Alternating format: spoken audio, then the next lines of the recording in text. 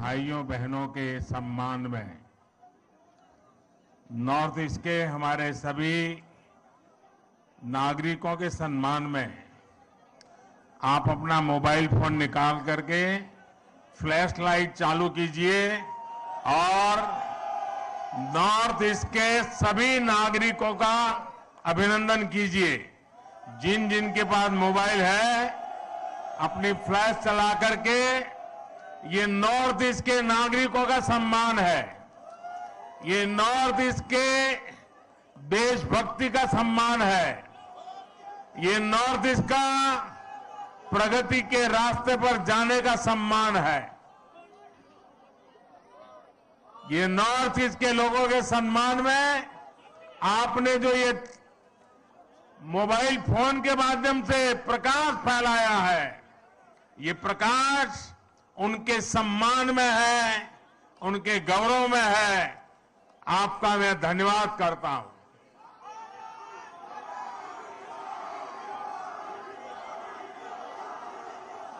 साथियों, बीते वर्षों में भाजपा मुख्यालय ऐसे अनेक अवसरों का साक्षी बना है।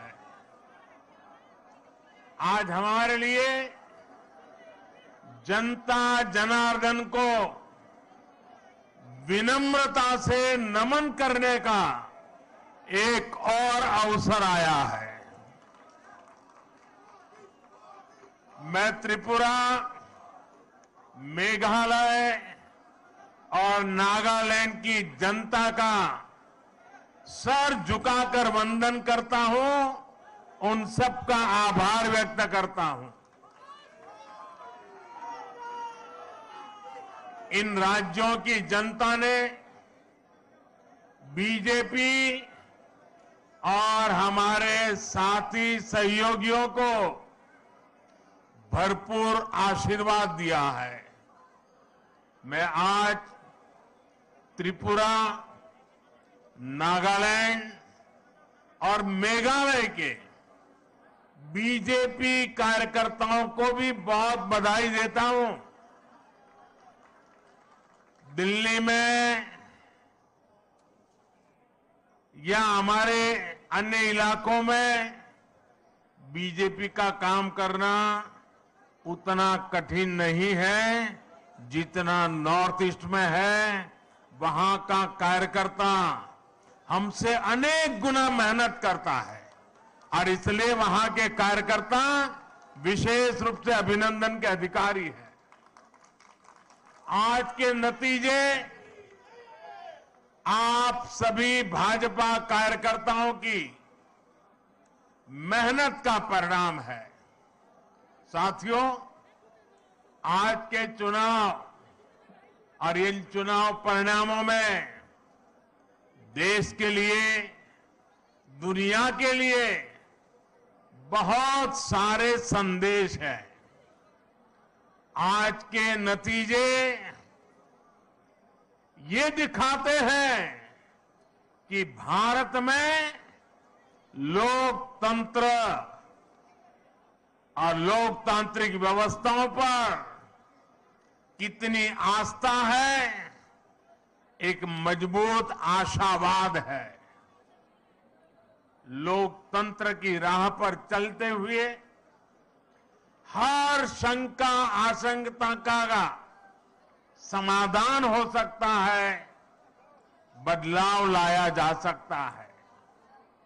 एक समय था जब नॉर्थ ईस्ट में चुनाव होते थे, नतीजे आते थे तो दिल्ली में और देश के अन्य हिस्सों में उतनी चर्चा ही नहीं होती थी। जो चर्चा होती भी थी तो वो चुनावी हिंसा की होती थी, बम, बंदूक और ब्लॉकेड की चर्चा होती थी। त्रिपुरा में तो हाल ये था कि पहले एक पार्टी के अलावा किसी दूसरी पार्टी का झंडा तक नहीं लगाया जा सकता था और अगर किसी ने लगाने की कोशिश की तो उसको लहूलुहान कर दिया जाता था। इस बार इन चुनावों में हमने कितना बड़ा परिवर्तन देखा है।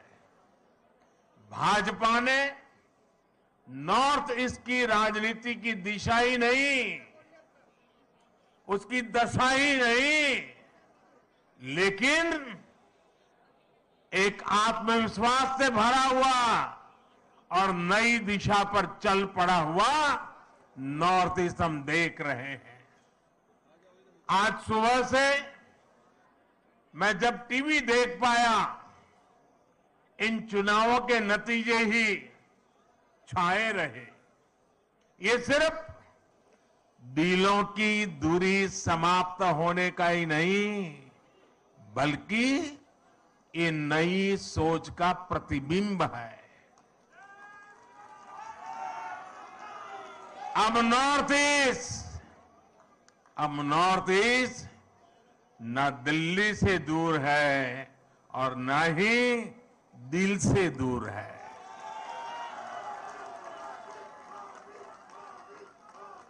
ये युग परिवर्तन का समय है। ये नया इतिहास रचे जाने का समय है। मैं नॉर्थ ईस्ट की शांति, समृद्धि और विकास का ये समय देख रहा हूं। मुझे याद है कि कुछ दिनों पहले जब मैं नॉर्थ ईस्ट गया था तो किसी ने मुझे बोला कि मोदी जी, आपको अपनी हाफ सेंचुरी के लिए बहुत बहुत बधाई। तो मैंने उनको पूछा कि भाई ये कैसी हाफ सेंचुरी आप बता रहे हैं। तब उन्होंने मुझे बताया कि जब से बोले आप प्रधानमंत्री बने हैं, आप 50 से भी ज्यादा बार नॉर्थ ईस्ट का विजिट कर चुके हैं, जो अभी नड्डा जी बता रहे थे।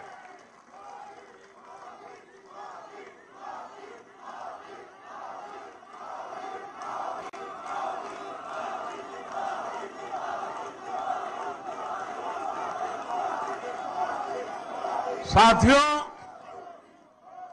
सवाल बधाई का नहीं है, लेकिन जब एक नागरिक मुझे ये कह रहा था तब मैं अनुभव कर रहा था कि जाने मात्र से इसके दिल को कितना सुकून मिला है।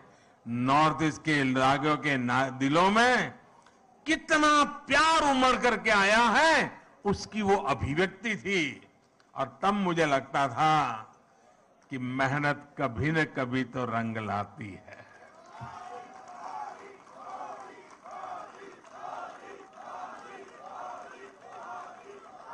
चुनाव जीतने से भी ज्यादा मुझे इस बात का संतोष है कि प्रधानमंत्री के कार्यकाल में बार बार नॉर्थ ईस्ट जाकर के मैंने उनके दिलों को जीता है, और वो मेरे लिए सबसे बड़ी जीत है।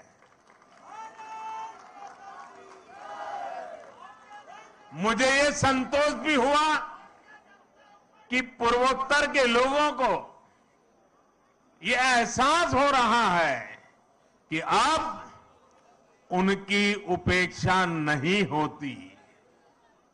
केंद्र की भाजपा सरकार में नॉर्थ ईस्ट के राज्यों को भी उतना ही महत्व मिलता है। साथियों, आज बहुत सारे पॉलिटिकल विश्लेषक बीजेपी की सफलता को समझने का प्रयास कर रहे हैं। कुछ हमारे विशेष शुभचिंतक भी हैं। इन विशेष शुभचिंतक जिनके पेट में ये सोच सोच करके दर्द होता है कि बीजेपी की जीत का राज क्या है।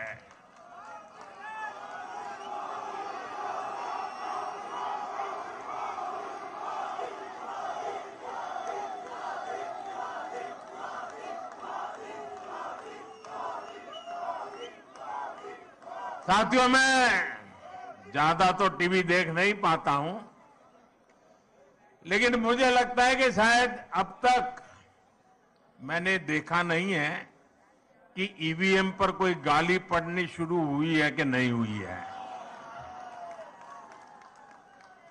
लेकिन ऐसे हर शुभचिंतक को मैं बीजेपी की सफलता का रहस्य बताना चाहता हूं। भाजपा के विजय अभियान का रहस्य छिपा है त्रिवेणी में। त्रिवेणी यानी 3 धाराओं का संगम। इस त्रिवेणी की पहली शक्ति है भाजपा सरकारों का कार्य। इस त्रिवेणी की दूसरी शक्ति है भाजपा सरकारों की कार्य संस्कृति, और इस त्रिवेणी की तीसरी शक्ति है भाजपा के कार्यकर्ताओं का सेवा भाव।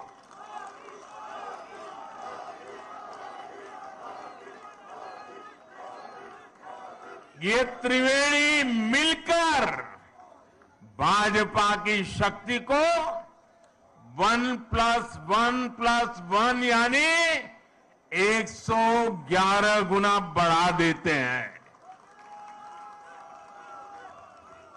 हमने देश को एक नई राजनीति दी है, राजनीति की एक नई संस्कृति दी है। हमने सबका साथ, सबका विकास, सबका विश्वास और सबका प्रयास, एक नया विकास मॉडल देश को दिया है। हमारे काम के तौर तरीकों में कोई भेदभाव नहीं होता। हम सबके विकास में भरोसा करते हैं। हम सबके लिए सेवा भाव से काम करते हैं। हमारी प्रेरणा है एक भारत श्रेष्ठ भारत। भाजपा का विकास मॉडल देश हित को सर्वोपरि रखता है। हमारे लिए देश प्रथम है, देशवासी प्रथम है। साथियों, हमारे देश में हमेशा से एक और पॉलिटिकल मॉडल रहा जिसमें पहले ऐसा कहते थे कि जो दूरदृष्टा होते हैं, स्टेट्समैन होते हैं, वो आने वाली पीढ़ियों का सोचते हैं, और पॉलिटिशियन के लिए कहा जाता था कि वो अगले चुनाव का सोचते हैं। तो मुझे किसी ने एक बार कहा, तो मैंने कहा अब कहावत और बदल गई है। बोले क्या?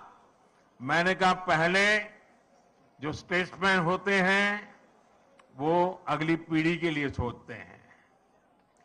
पहले कहा जाता था कि पॉलिटिशियन अगले चुनाव के लिए सोचते हैं, लेकिन आज तो समय ऐसा बदल गया है कि पॉलिटिशियन दूसरे दिन के अखबार में क्या छपेगा इस पर ही सोचते रहते हैं। शाम को टीवी में उनकी तस्वीर आएगी कि नहीं, यही सोचते रहते हैं। और इसलिए जो आसान चीजें होती हैं, जो जरा मुंह में पानी छूट जाए ऐसी चीजें होती हैं, और जिससे लोगों को आसानी से गुमराह किया जा सकता है, उसी मॉडल पर चलने की फैशन बढ़ रही है। राजनीति के इस मॉडल में कठिन लक्ष्यों को हाथ ही नहीं लगाया जाता था।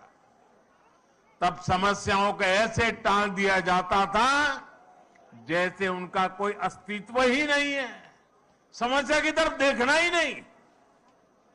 ये पॉलिटिकल मॉडल कठिनाइयों का हल नहीं करता था, बल्कि लोगों के जीवन को लंबे समय के लिए कठिनाई में जीने के लिए मजबूर कर देता था। भाजपा ने इस अप्रोच को पूरी तरह बदल दिया है। हम सबसे कठिन चीजों को हल करने के लिए कठिन से कठिन मेहनत करते हैं और तमाम मुश्किलों के बावजूद समाधान के जो भी रास्ते मिले उन रास्तों पर चलने का ईमानदारी से प्रयास करते हैं। हम ये नहीं देखते कि इस काम को करना कितना मुश्किल होगा, बल्कि हम ये देखते हैं कि अगर हमने इस काम को नहीं किया तो लोगों का जीवन और कितना मुश्किल हो जाएगा। हमें दर्द होता है, हमारी नींद चली जाती है। नॉर्थ ईस्ट का उदाहरण ही हमारे सामने है। आजादी के 7 दशकों बाद भी नॉर्थ ईस्ट के हजारों गांवों तक बिजली नहीं पहुंची थी। साथियों, क्या 21वीं सदी में बिना बिजली की जिंदगी कोई कल्पना कर सकता है? पहले की सरकारों ने देखा कि वहां तक बिजली पहुंचाना कठिन काम है, इसलिए उन गांवों को अंधेरे में छोड़ दिया गया। नॉर्थ ईस्ट के लोगों को घर, पक्के घर, उनको नल से जल, उनके घरों में गैस का कनेक्शन ये उपलब्ध कराने ये पहले की सरकारों के काम की सूची में ही नहीं था, क्योंकि उनके लिए न तो उन क्षेत्रों की परवाह थी और न ही ऐसे कठिन कामों को करने का हौसला था। एयरपोर्ट, हाईवे, रेलवे, ये कनेक्टिविटी नॉर्थ ईस्ट में इन चीजों के विकास को भी कठिन मान लिया गया था। पहले की सरकारें कठिनाइयों से बचती रही और इसकी वजह से हर परियोजना में देरी होती रही। हमने इन परियोजनाओं को पूरा किया और लगातार मेहनत कर रहे हैं। हमारे ऐसे ही प्रयासों की वजह से आज देश पहली बार गरीबी के खिलाफ इतनी मजबूती से लड़ रहा है। और मुझे तो खुशी है कि मेरा गरीब भाई भी गरीबी को खत्म करने के लिए मेरे साथ कंधे से कंधा खड़ा लगा करके मेहनत कर रहा है। इसलिए आज भारत के विकास और उसकी रफ्तार की तारीफ पूरी दुनिया में हो रही है। हो रही है कि नहीं हो रही है? चारों तरफ गुंज सुनाई दे रही है कि नहीं सुनाई दे रही है? साथियों, भाजपा के विजय अभियान में जो हमारी त्रिवेणी की तीसरी शक्ति है, शिव जी के भी कहते हैं ना, तीसरा नेत्र सबसे सामर्थ्यवान माना जाता है। ये हमारी जो तीसरी शक्ति है, वो तीसरी शक्ति हमारे भाजपा के कार्यकर्ता है और मैं उनको बार बार नमन करता हूं।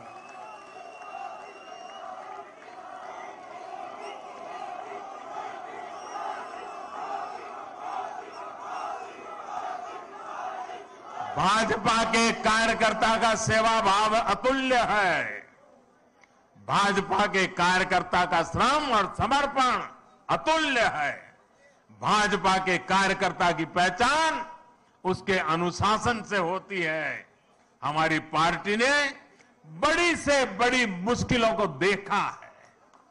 हमने कठिन से कठिन परिस्थितियों का सामना किया है, लेकिन हमारे कार्यकर्ता ने मुश्किल से मुश्किल हालातों में भी पार्टी का झंडा बुलंद रखा है। भाजपा जब कदम बढ़ाती है तो उसे रोकने के लिए उसके कार्यकर्ताओं को प्रताड़ित किया जाता है, उनके खिलाफ हिंसा की होती है, लेकिन वो राष्ट्र के लिए, राष्ट्र निर्माण के लिए संकल्पित होते हैं। इसलिए वो त्याग की पराकाष्ठा से पार्टी के कदमों को और देश के सपनों को कभी भी टूटने नहीं देते हैं, निरंतर आगे बढ़ते रहते हैं। जिस पार्टी के पास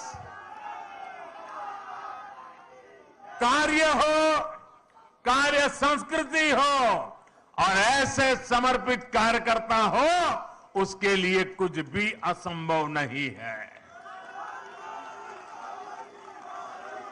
साथियों, आज मुझे ये देखकर भी खुशी है, हर चुनाव के साथ साथ देश की बहनों बेटियों का सुरक्षा कवच बीजेपी के लिए मजबूत होता जा रहा है। त्रिपुरा की, नॉर्थ ईस्ट की बहनों को भी मैं इस भरोसे के लिए विशेष आभार व्यक्त करता हूं। ये बीजेपी का सौभाग्य रहा है कि हमने नागालैंड को पहली राज्यसभा सांसद एक महिला को देकर के शुभ शुरुआत की। आज नागालैंड में तो पहली बार महिला उम्मीदवार चुनाव जीतकर विधानसभा पहुंची है। ये हम सभी के लिए, पूरे देश की माताओं बहनों के लिए गौरव की बात है। बीजेपी महिलाओं के सशक्तिकरण के लिए प्रतिबद्ध है। पीएम आवास योजना में महिलाओं के नाम घर हो, जल जीवन मिशन के तहत हर घर पाइप से पानी पहुंचाना हो, गरीब कल्याण योजना के तहत मुफ्त राशन देना हो, आयुष्मान भारत योजना के तहत 5 लाख रुपए तक का मुफ्त इलाज देना हो, मुद्रा योजना के माध्यम से बिना गारंटी लिए 10 लाख रुपए तक की मदद हो, ऐसी अनेक योजना का लाभ नॉर्थ ईस्ट की लाखों बहनों को हुआ है। इसलिए उनका भरोसा भाजपा पर लगातार सशक्त हो रहा है। ऐसे समय में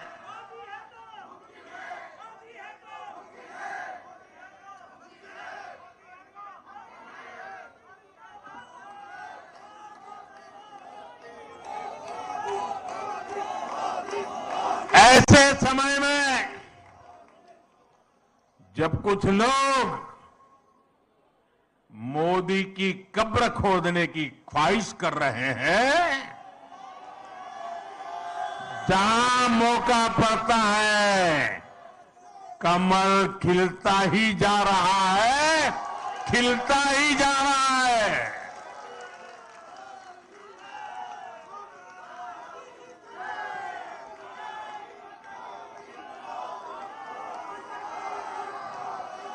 कुछ लोग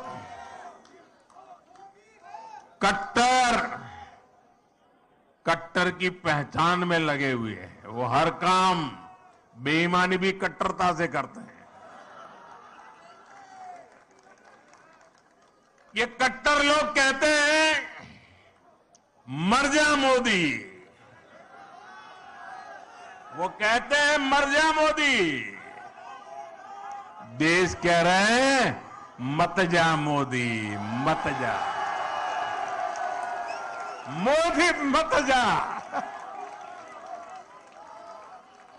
साथियों, आज के चुनाव नतीजों के बाद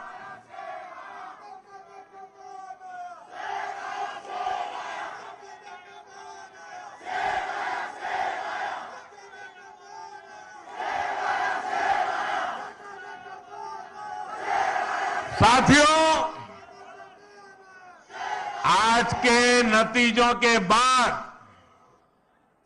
कांग्रेस ने छोटों के प्रति अपनी नफरत को फिर से जग जाहिर कर दिया। कांग्रेस कह रही है और अध्यक्ष उनके कह रहे हैं कि ये तो छोटे राज्य हैं, इनके नतीजे उतना मायने नहीं रखते। जब दिल में ही भारत को जोड़ने की भावना ना हो तो ऐसे बोल निकलते ही है। ये इन राज्यों के लोगों का अपमान है, जनमत का अपमान है। छोटे राज्यों को इस तरह तिरस्कार की भावना से देखकर कांग्रेस बहुत बड़ी गलती कर रही है।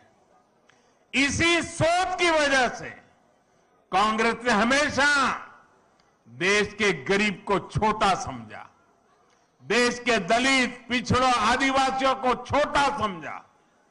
कांग्रेस ने हमेशा संख्या बल को, वोट बैंक को देखते हुए राजनीति की है। यही मानसिकता है जिसने आजादी के बाद देश का बहुत बड़ा नुकसान किया है।